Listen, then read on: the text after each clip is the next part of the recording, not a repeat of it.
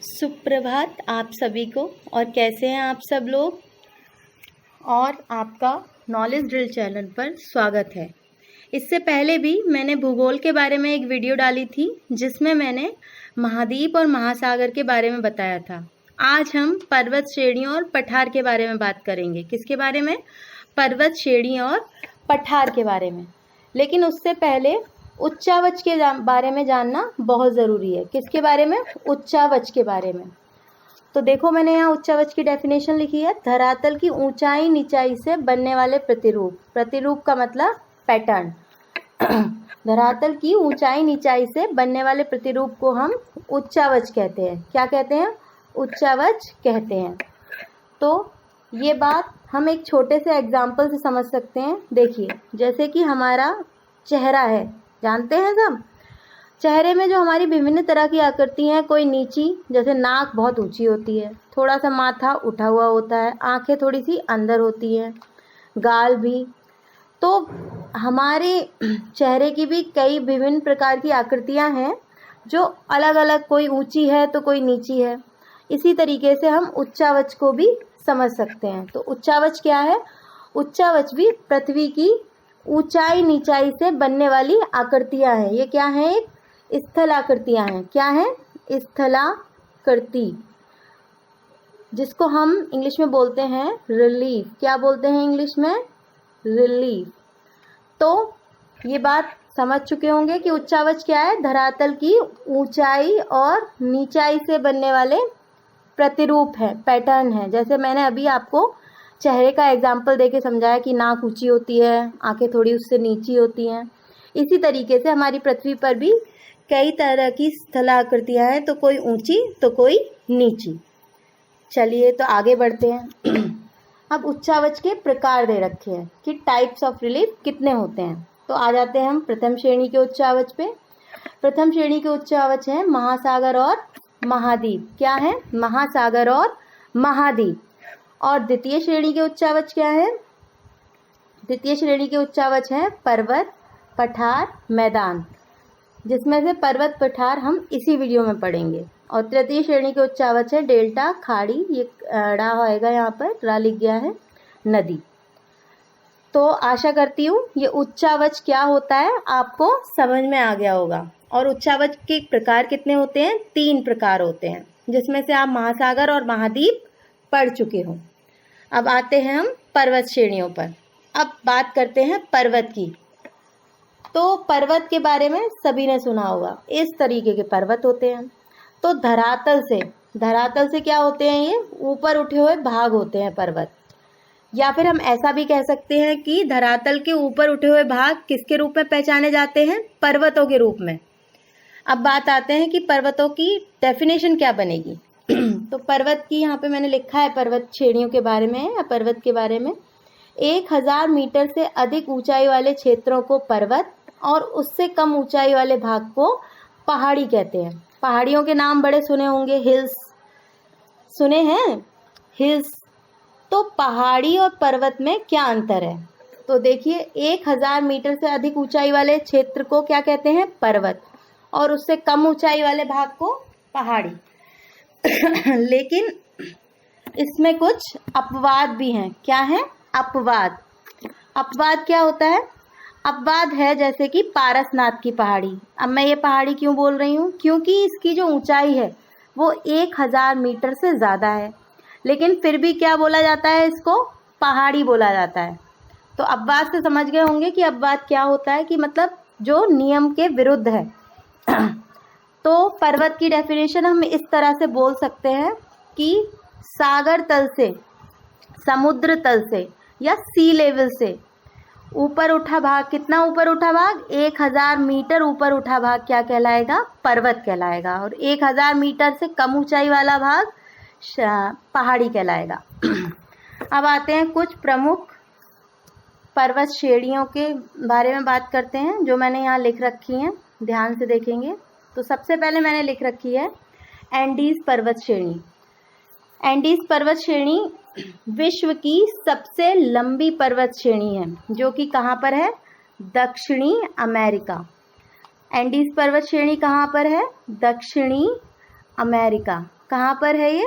मैं फिर दोबारा रिपीट कर रही हूँ, दक्षिणी अमेरिका।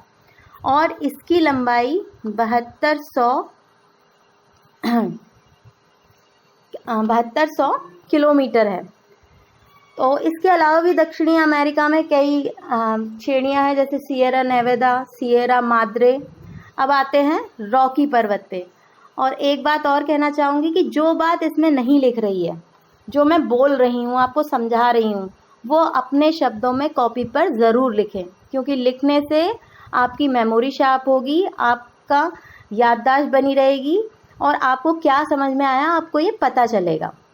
अब आती है रॉकी पर्वत की बात। रॉकी पर्वत जो है उसकी लंबाई है 4800 किलोमीटर। कितनी लंबाई है? 4800 किलोमीटर। और ये उत्तरी अमेरिका में है। कहाँ पर है? उत्तरी अमेरिका। जबकि एंडीज पर्वत श्रेणी दक्षिणी अमेरिका में थी। अब बात आती है यूराल पर्वत की। यूराल पर्वत यूरोप में है, यूरोप। और ये यूरोप और एशिया की एक तरह से सीमा का काम करता है, काल्पनिक सीमा बनाता है यूरोप और एशिया की, क्योंकि यूरोप और एशिया जो दो महाद्वीप हैं, ये एक ही स्थल भूखंड के भाग है। मैं फिर से अपनी बात रिपीट करती हूँ, ये एक ही स्थल भूखंड के भाग हैं, लेकिन इनकी सीमाएं कौन बना रहा है? पर्वत, सागर। तो उनमें से एक पर्वत है यूराल पर्वत। तो इतनी बात समझ में आई होगी। अब बात आती है आल्प्स पर्वत की। तो आल्प्स पर्वत भी यूरोप में है। फिर आती है एटलस पर्वत की बात। ये अफ्रीका में है। कहाँ पर है? अफ्रीका। किलिमंजारो भी अफ्रीका में है, ड्रैकन्सबर्ग भी अफ्रीका में है। मैं मैप में भी दिखाऊंगी ये तीनों पर्वत अफ्रीका में किस जगह हैं। अब बात आती है हिमालय पर्वत के बारे में। हिमालय पर्वत के बारे में आप मुझे कमेंट करके बताएंगे, इसके बारे में आप अच्छी तरह बताएंगे। ठीक है, अब आगे आती है great dividing range. Great dividing range जो है वो ऑस्ट्रेलिया में है। कहाँ पर है? ऑस्ट्रेलिया। चलिए तो आगे बढ़ते हैं। अब बात आती है पठार की। पठार क्या होता है?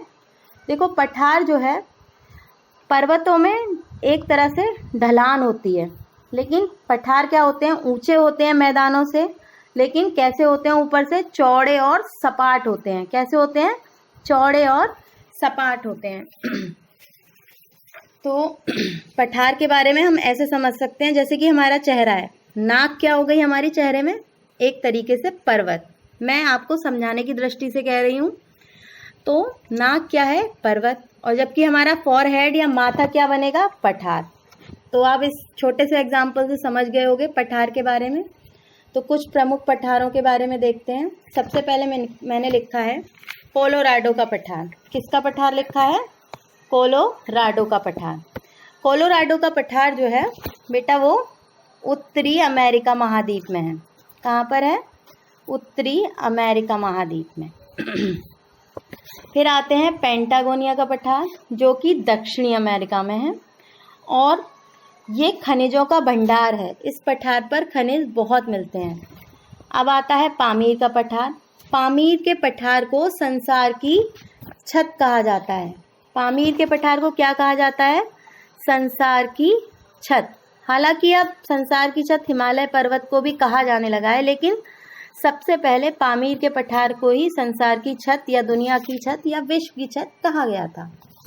तिब्बत का पठार जानते होंगे नाम, और अगर जो नहीं भी जानते वो अपने सबके पास भूगोल की जो किताब है उस पर सर्च करें, तब भी कोई प्रॉब्लम आती है तो मैं अवश्य बताऊंगी। अब आता है दक्कन का पठार, ये भारत में ही है। फिर आता है मेसेटा का पठार। किसका पठार? मेसेटा का पठार। मेसेटा का पठार इसलिए फेमस है कि जो यूरोप में एक देश है स्पेन। यूरोप में कौन सा देश है? स्पेन। और स्पेन की राजधानी है मैड्रिड। स्पेन की क्या राजधानी है? मैड्रिड, जो इसी पठार के ऊपर बसी हुई है। तो आशा करती हूँ पठार अच्छी तरह से समझ में आए होंगे। इसके अलावा ऑस्ट्रेलिया में भी एक पठार है किम्बरले पठार, जो मैंने नहीं लिखा है। और भी कई पठार हैं अफ्रीका में, जैसे कतंगा का पठार, मंगोलिया पठार, साइबेरियन पठार। तो ये वो पठार हैं जो कुछ प्रमुख पठारों के बारे में मैंने आपको बताया, एग्जाम्पल दिए, और पठार कैसा भाग होते हैं, चौरस तथा सपाट। अब आते हैं, ज़रा हमने एक नक्शा बनाया है, विश्व के कुछ प्रमुख पर्वत इसमें दिखाए हैं। इसी तरीके से आप भी एक नक्शा बनाएंगे, खुद अपने हाथ से ड्रॉ करें, पहले देखकर बनाएं फिर बिना देखे बनाएं, ताकि आपको ये पता चले कि आपको कितना समझ में आया है। तो सबसे पहले चलो बच्चों चलते हैं उत्तरी अमेरिका की तरफ। अब उत्तरी अमेरिका, ये वाली लाइन दिखाई दे रही है, ये है रॉकी पर्वत जिसके बारे में मैंने अभी बताया था। ये है एंडीज पर्वत, विश्व की सबसे लंबी श्रृंखला। ये है एटलस पर्वत जो अफ्रीका में दिख रहा है।